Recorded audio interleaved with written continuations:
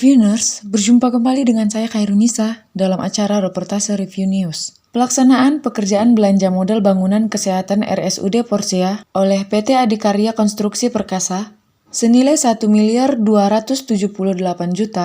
1.278.645.198.081 rupiah tahun anggaran 2021 diduga dikerjakan asal jadi dan terindikasi terjadi pengurangan volume dan penggunaan cat di luar spesifikasi yang direncanakan dan ditentukan pada kontrak kerja dari pelaksanaan pekerjaan ini. Pantauan reporter ICW Review TV Sabtu 12 Maret 2022 terlihat performans permukaan lapisan material cat yang digunakan pada dinding bangunan gedung Poliklinik RSUD Porsea ini sudah keriting, berbayang, bahkan terkelupas. Kondisi permukaan cat seperti ini tentu belum layak terjadi karena saat itu umur bangunan ini baru sekitar 3-4 bulan. Dikhawatirkan kerusakan cat pada dinding bangunan gedung ini akan semakin parah sehingga tidak dapat mencapai umur bangunan yang direncanakan dan ditetapkan pada kontrak kerja yang menurut Undang-Undang Jasa Konstruksi adalah selama 10 tahun atau gagal umur. Jumlah lapisan cat yang digunakan pada permukaan dinding bangunan gedung ini hanya 1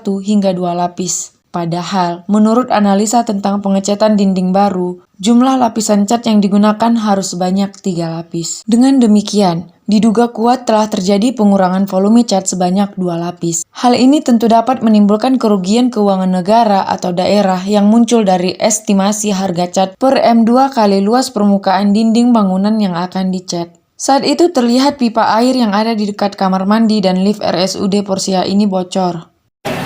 Ada kola dudan itu kan? Dan kola dudan terus sosongan kan? Terus dong, bukan karena saya pamanai na terus, si pamanai kan tidak tahu cerita na, ini mau masalah. Air berarti saya pipanya air itu teh. Oh, oke.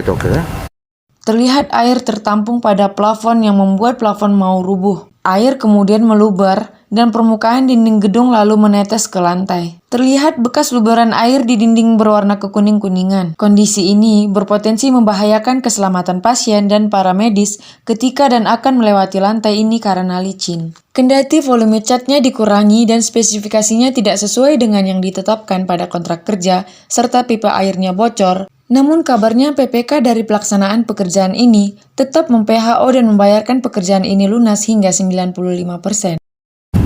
Lebih merdu pas sudah ini orang. Oh, ala na itu HP yo? Iya. Bah. Benar tuh kena lu sa terus tulipi. Waduh? Oh lu sa merendes tulipi benar. Huli ba teh? Bah, may bir mo no kontak iba teh to. Iya. Mas yang hidup orang lain. Nang lu tak tanya. Oh lo. Kalau masuk di tanah. Oh lo.